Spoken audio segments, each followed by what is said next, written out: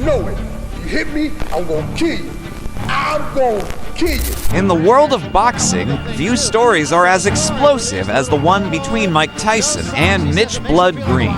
Their saga didn't just play out in the ring, but spilled over into the gritty streets of Harlem.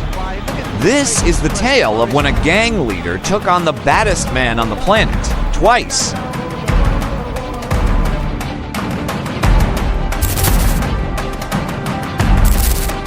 He was a street-hardened gang leader from Harlem, a man who thrived in chaos.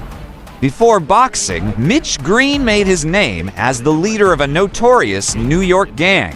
His reputation was built on fear, but in the late 70s and early 80s, Mitch transitioned into professional boxing, where he aimed to channel his aggression and street smarts into legitimate fame.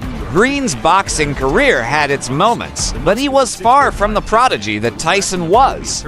While he held a respectable record, Green was seen more as a journeyman fighter than a legitimate contender. Yet, his street reputation and tough persona made him a figure to be reckoned with, both inside and outside the ring. The clash between Tyson and Green was not just inevitable, it was a ticking time bomb. Green, never one to shy away from a fight, began publicly challenging Tyson. He appeared in numerous interviews and videos, goading Tyson, claiming that he could beat the champion. Tyson, he a homo. We want to say national. Michelle Tyson is a homo. Green's taunts were more than just trash talk. They were a direct challenge to Tyson's dominance, both as a fighter and as a man. Tyson, for his part, was initially dismissive. He was focused on his career, on becoming the undisputed heavyweight champion. Green was just another loudmouth, another fighter trying to make a name off Tyson's growing legend. But as Green's challenges became more frequent and more public, the pressure mounted. The boxing world was abuzz with the possibility of a showdown, and eventually, Tyson agreed to face Green in the ring. On May 20th, 1986, the stage was set for a showdown. Tyson, the undefeated prodigy, was pitted against Green, the streetwise brawler. The fight took place at Madison Square Garden, the mecca of boxing. The atmosphere was electric, with fans eager to see if Green could back up his bold words. From the opening bell, it was clear that this fight would be brutal. Tyson, true to form, came out aggressive, looking to end the fight early with his trademark power punches. Green, however, surprised many by holding his ground. He absorbed Tyson's punches, taunting him in the ring, showing that he wasn't afraid of the young champion. Despite Green's toughness, Tyson dominated the fight. His speed, power, and precision were too much for Green to handle. As the rounds went on, it became clear that while Green was resilient, he was outmatched. Tyson's relentless assault continued, and by the end of the 10 rounds, there was no doubt about the winner. Tyson won by unanimous decision, but Green had earned respect for his toughness and tenacity. His 21st straight win and as many fights, Mike Tyson.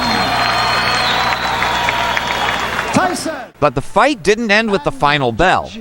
Green, despite the loss, continued to taunt Tyson, claiming that he wasn't truly beaten.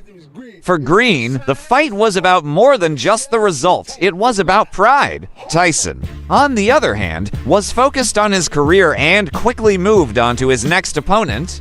But the animosity between the two fighters was far from over. Fast forward to August 23, 1988. Tyson, now the undisputed heavyweight champion, was at the peak of his career.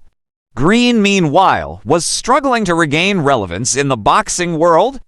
The tension between the two men, however, remained unresolved. The story goes that Tyson was out shopping at Dapper Don's in Harlem in the early hours when he encountered Green, fueled by alcohol and resentment. Green confronted Tyson, hurling insults and challenging him right there on the street. Tyson, never one to back down, responded the only way he knew how, with his fists. Unlike their first encounter, this was no regulated bout.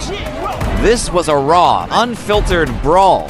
The fight ended as quickly as it began, with Tyson reportedly leaving the scene after delivering the last punch. He later showed up in interviews with a swollen eye, once again taunting Tyson and claiming that the fight was not over. Who threw the first punch here? He did. He sucker punched me because he's with his friends. The aftermath. Green, with his eyes swollen shut, claimed victory in the court of public opinion. He sued Tyson for $25 million, alleging assault, but the court awarded him just a fraction of that.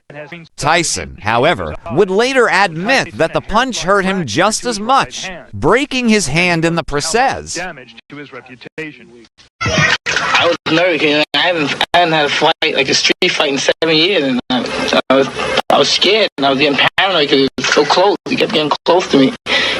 So I defended myself. Tyson's career after the Green incidents is well documented. He went on to become one of the most iconic figures in sports, but his life was also marked by personal struggles, legal issues, and a highly publicized fall from grace. Mitch Green's life after the street fight was less glamorous. After 7 years off the ring, he returned to box but never achieved the success he had hoped for. Green's career fizzled out, and he eventually faded from the spotlight. However, Green remained a fixture in Harlem, where he was still respected as a tough, streetwise figure. He occasionally popped up in interviews talking about his fights with Tyson. Despite the animosity that once existed between them, it seems that time has healed old wounds.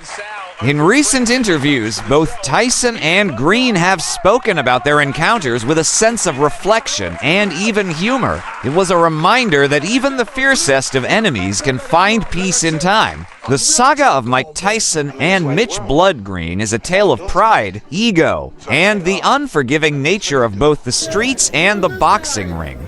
If you enjoyed this deep dive into boxing history, don't forget to like, subscribe, and hit the bell icon for more gripping stories from the world of combat sports.